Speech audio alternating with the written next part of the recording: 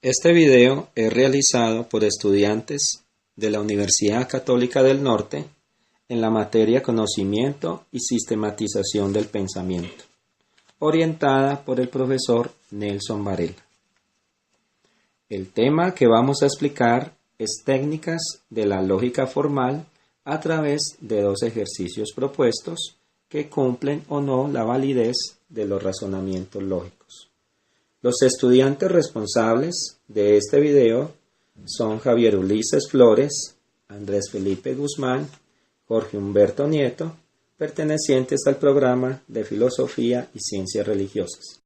Para explicar la definición de la ciencia de la lógica, nos vamos a valer de este diagrama proposicional, donde vamos a entender cuáles son los diferentes componentes o nociones que conlleva la lógica.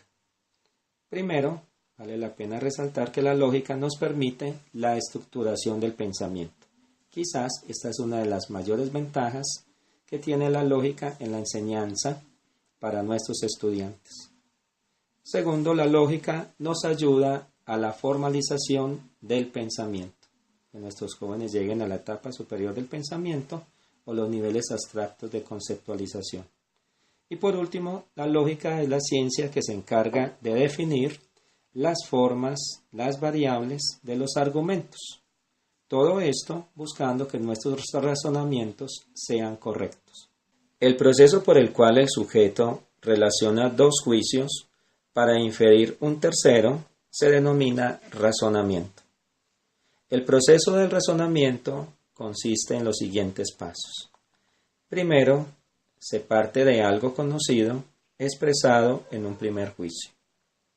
Segundo, se relaciona con otro estableciendo cierta consecuencia. Tercero, se llega a la solución buscando lo desconocido hasta el momento. El mecanismo de razonamiento consiste entonces en una verdadera sustitución de conceptos, al establecer una relación de identidad. De acuerdo a la estructura aristotélica, todo silogismo debe tener una premisa 1, una premisa 2 y de la relación de identidad entre estas dos premisas ha de resultar la conclusión. Veamos un ejemplo. Premisa 1 es una universal afirmativa. Todos los mamíferos son vertebrados. Premisa 2. Los paquidermos son mamíferos, universal afirmativa. Luego vamos a identificar entonces los elementos del silogismo. Vamos a tener el término mayor o el predicado, vamos a tener el término medio, mamíferos, que se repite en los dos juicios, y vamos a tener el sujeto. Por lo tanto, luego en la conclusión no debe aparecer el término medio mamíferos y nos va a quedar los paquidermos son vertebrados, dándonos una oración universal afirmativa. Vamos a estudiar las reglas del silogismo a partir de las cuales vamos a aplicar en los dos ejercicios que vamos a realizar. De acuerdo con estas reglas se puede determinar la forma correcta de los silogismos. Primera regla: si la conclusión es negativa, una premisa debe ser negativa. Y recíprocamente, si una premisa es negativa, la conclusión debe ser negativa.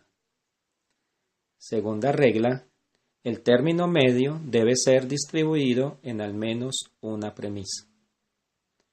Tercera regla: si un término es distribuido en la conclusión, entonces debe ser distribuido en una premisa. Cuarta regla: al menos una premisa debe ser afirmativa.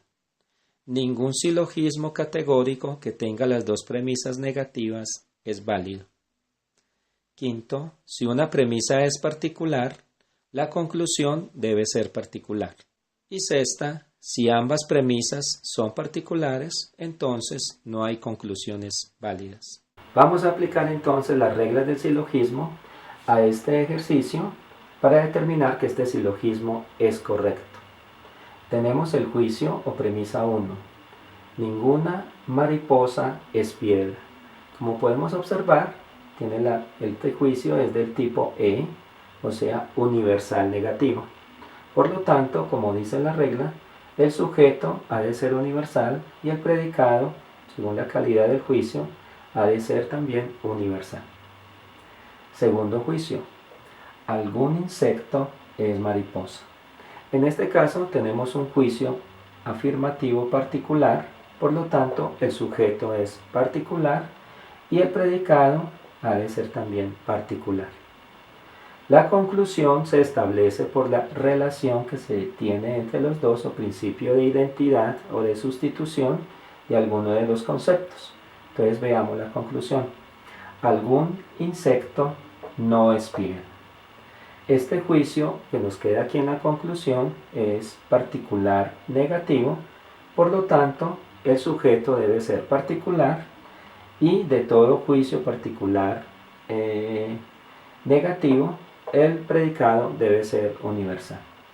Si revisamos las reglas del silogismo podemos observar que cumple con la primera regla, donde todo silogismo debe tener 3 juicios. Podemos ver que este silogismo cumple con esa primera regla, que el término medio debe estar distribuido en alguna de los juicios, y lo podemos encontrar acá, mariposa y mariposa, que es el término medio, que de 2 juicios negativos no se puede obtener una conclusión, pero aquí tenemos un juicio negativo y un juicio afirmativo.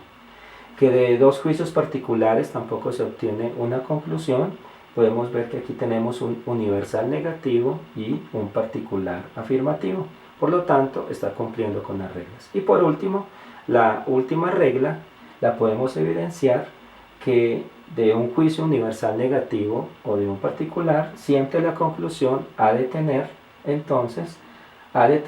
hacia la parte más débil. Como podemos notar acá, es un afirmativo negativo. Algún insecto no es piedra.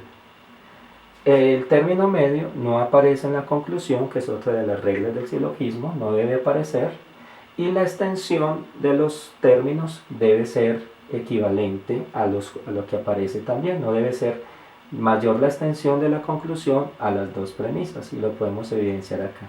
Algún particular, insecto, que sería el sujeto, es particular, podemos notarlo aquí también que es particular, y piedra, el término piedra también tenemos que tiene extensión universal, y acá aparece también con extensión universal.